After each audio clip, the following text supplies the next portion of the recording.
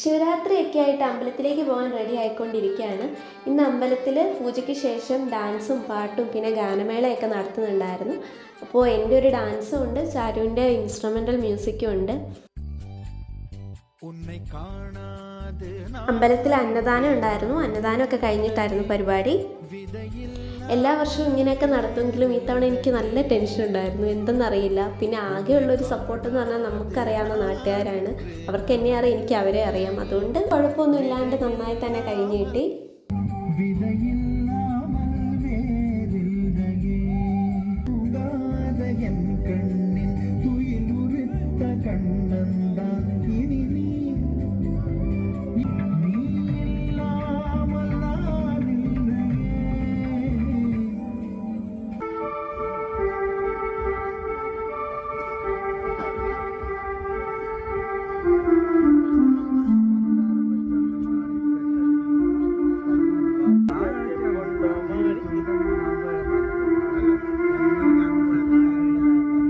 ശേഷം flowers comedy ഉത്സവം fame തീനിമുത്ത് നയിക്കുന്ന കരോക്കെ ഗാനമേള ഉണ്ടായിരുന്നു. ഞാൻ ഇതുവരെ ഒരു ഗാനമേള മുഴുവനായിട്ടൊന്നും കണ്ടിട്ടില്ല. അപ്പോൾ ഇത്തവണ എനിക്ക് കാണുമെന്ന് നല്ല ആഗ്രഹം ഉണ്ടായിരുന്നു. പക്ഷെ ആകെയുള്ള പ്രശ്നം നല്ല തണുത്ത കാറ്റുണ്ടായിരുന്നു. അപ്പോൾ പകുതി പേർക്ക് അവിടെ ഇരിക്കാൻ കൂടി പറ്റിയില്ല.